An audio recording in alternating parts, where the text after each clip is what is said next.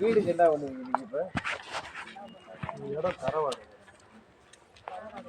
யாருக்கு அவங்க இடமா அது? அதான் அவங்க.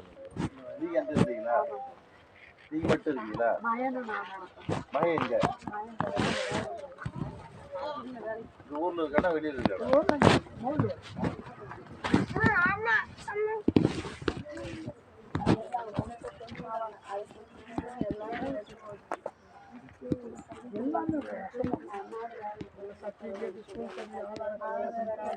ஸ்கூல் சர்டிஃபிகேட் என்ன சர்டிஃபிகேட்? இல்லை இந்த இது மார்க் ஷீட் அது வாங்கிக்கலாம். அந்த பிள்ளை புக்கு இல்லை நான் பேசிட்டேன்ப்பா ஹெச்எம் சார் எல்லாமே நாங்கள் ரெடி பண்ணி தரோம். காலையில் 8 மணிக்கு டீ குடிச்சிட்டு சாப்பாடு கொஞ்சம் வருது. வேலைக்கு 8 மணிக்கு எல்லாம் வேலைக்கு 9 to 9 யாரோ ஒருத்தர் வயசான வீட்டில் இருந்தாக்க சின்னது அந்த சின்னது விளையாட்டு சட்டை இருக்குது.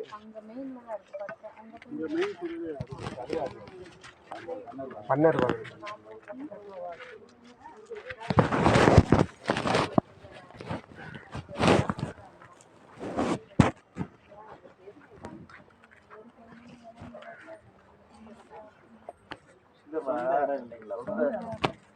இந்த வீடுல அரசாங்கம் வீடு கட்டி தருவாங்க. அதில் போய் இருக்கிறத வந்து அவங்க மாதம் மாதம் நீங்கள் பணம் கட்ட முடியுமா?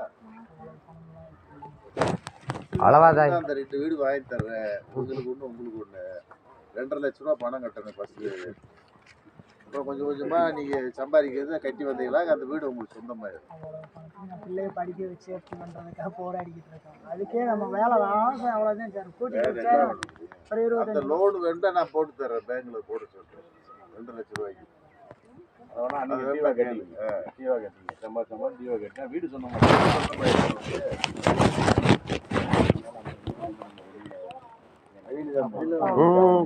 அப்பார்ட்மெண்ட் வீடு எங்கே இருக்கு அங்கே தான்.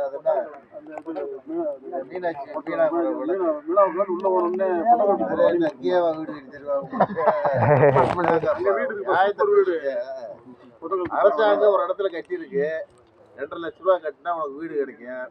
2 லட்ச ரூபா கட்ட முடியாட்டி பேங்க்ல லோன் வாங்கி தரேன். அதான் கொஞ்சம் கொஞ்சமா நீங்க கட்டி அடைச்சுன்னா உங்க வீடு சொந்தமாயிடும். எங்க இல்லை நிறைய இடத்துல இருக்கு, எங்க வேண்டாம் போட்டு தரச்சு. அவங்க இந்த இடத்த விட்டு அடுத்து போறதுக்கான மனநிலை வளர்த்துட்டாக்கா அடுத்து இங்கே ஸ்கூல் இருக்கு. இங்கே நான் பட்டறைக்கும் போகணும். பிள்ளை பக்கத்துல வேற சமைக்கணுக்குள்ள யாரும் இல்லை, பக்கத்துல தான் இன்னொரு இடத்துல வீடு இருக்கு.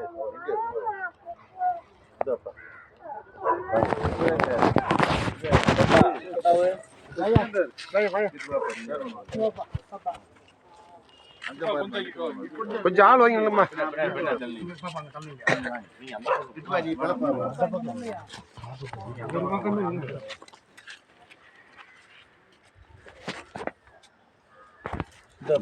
நம்ம வாமா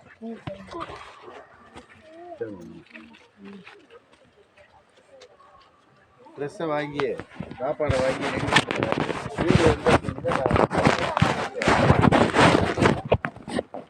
அது வரைக்கும் லோக்கலில் யாராலும் அட்ஜஸ்ட் பண்ணிங்கப்பா வந்து.